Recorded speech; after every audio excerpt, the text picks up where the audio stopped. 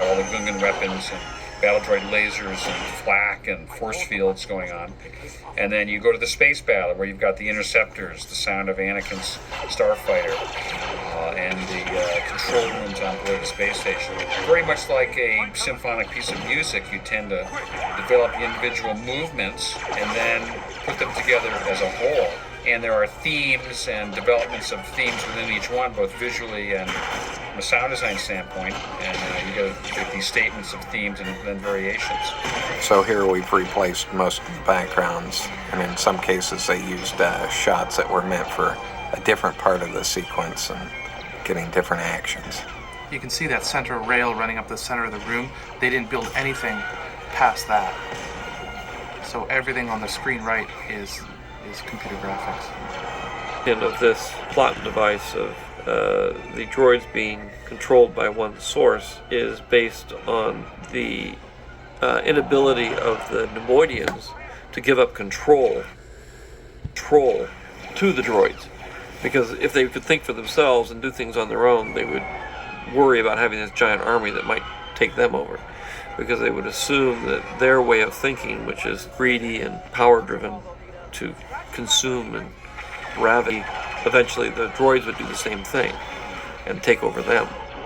Up in the shadow of the Vietnam War, the issue of a primitive society confronting a technologically advanced society has fascinated me, because that was the main event that was going on really during my college years. And the fact that human determination and human spirit could overcome these vastly superior armies actually I found to be rather inspiring as a human being. I think that is a theme, one of the main themes that's gone through all the Star Wars films. I like technology, I use technology, but at the same time, I understand the failings of technology, and you can't rely on technology for everything. So I have this dual nature in the movies of the friendly human good technology of R2 and 3PO, and the evil technology of the battle droids and that sort of thing. You know, I'm constantly playing with those two ends of the dilemma, but never really saying that one is better than the other. I'm just simply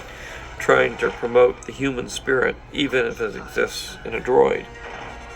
Sort of bubble technology that was used in the underwater city is the bubble technology that they use for the force field shield. And when it's being used to protect them from weapons being fired at them, the force field shield works well. You see the bombs hitting them and the explosions, bounce right off and blow up. But again, just like in the underwater city, if you walk slowly, you can walk right through that field. And that's what the robots end up doing.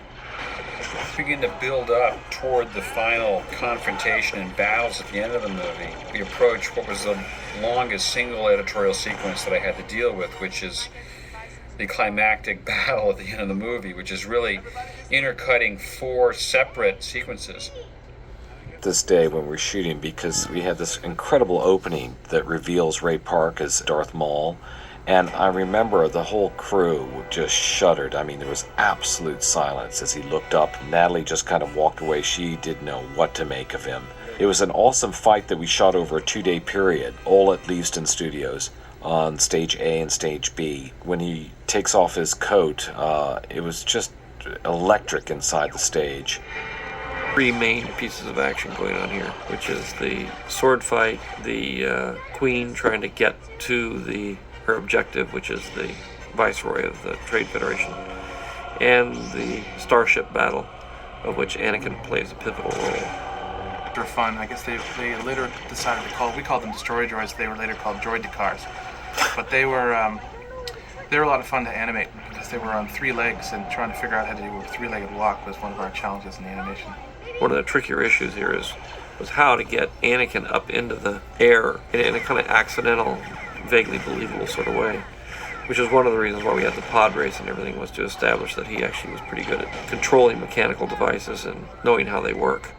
With Jake in the cockpit there, we had to actually manipulate quite a bit of the background, and we had to recreate the inside of the ship and shoot some inserts and things to make it look like he was actually moving through that environment.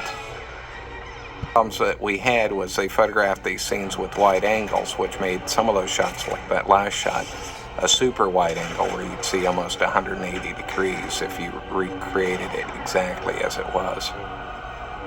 There is no generator room in the actual set. They built this foreground piece of floor and a little bit of the wall and some of the control panel things, but everything else was added after the fact. Here we've added the clothes on, of course, all the lightsabers. Like even that last shot where he jumped and flipped back, he lands on his feet, but he actually landed in a pad, so we had to remove the pad and create that with part CG feet. So a combination of things to get the type of action George wanted. This ending cut lots of different ways. In a lot of my movies, I end them with the intercutting of 3 or 4 different events at the same time. So it came out of American Graffiti, where I was telling 4 stories and intercutting them, and now I've developed this idea of challenging myself to see how many stories I can tell simultaneously at the end of the movie. Sorry to interrupting, entering my house. I think I've slowed down on it a little bit, but this was very challenging in that there were, trying to get the balance right between the stories. Little humorous pieces for Jar Jar to exploit the fact that he's a bumbler, but at the same time make his bumbling be the thing that helps turn the tide of the battle for the Gungans, even though they don't win the battle. This is one of my favorite segments of the space battle. Not because I have a cameo in it, because they're really cool shots. This is me dying here. And Jar Jar both playing the same note in this, which is they're kind of bumbling their way through and coming out heroes. The space battles from the first 3 pictures was so high that I really wanted to do something that at the very least lived up to that level of Sorry interrupting by my brother. quality and took it a step further. So we were exploiting being able to have computer graphics as a tool to try and make some of the shots better, where you can see all the elements together in the frame as you're composing shots. Almost playing out in the background of a lot of those shots. If you really look, you can see one ship pursuing another, firing and then hitting it. There's a lot of specific animated things happening in the backgrounds. A few tricky shots here to make them look correct. We had to also reproduce a similar look to the original Star Wars movies, just in terms of the way the laser blast and things looked.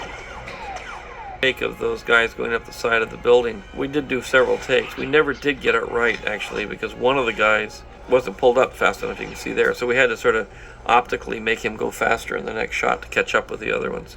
But that was as close as we came to actually making it work. But there was always somebody who didn't get pulled up. And shot right here is made up of quite a number of different pieces. They only shot that little section where the people are walking. Everything else is a digital matte painting. Into the generator room with the battle. Just against the blue screen, we had to slip the sync on those 2 guys so that his foot would actually hit. And we painted a few frames of the foot hitting Obi-Wan's face. And the only thing they shot there for you, Scott, right, was just those little walkways, just a little bit of a walkway? Just a section of the walkway, and in some cases we ended up rotoing around those. They were so shiny that it was all reflecting the blue screen. So behind all those power-generated things, those were done with the special software that we wrote here, along with particle systems. So all of those energy beams and things, we had to work out the timings, and in many cases George decided later, well, I actually want those closed at this point or turned on at this Sorry interrupted. other point. So we would end up having to either create those with computer graphics in some cases or just split that and change the timing. And this was shot after the fact as an insert, just to make it clear to people that this was a dangerous doorway here, that you couldn't just walk through these energy fields. And these doors only went up about halfway. You had to extend those as well, right? Yeah, and like Obi-Wan in the background there, he was all added later. It was with Jar Jar, wanted to have this comedy element going in the middle of the battle. The comedy of Buster Keaton was an inspiration for some of this, especially the sequence here where he hides under the trailer full of energy balls and then pulls them down and they chase him down the hillside. There was a sequence with this in a Buster Keaton movie with barrels where he was chased down a hill with barrels. And then we added the idea that they would, when they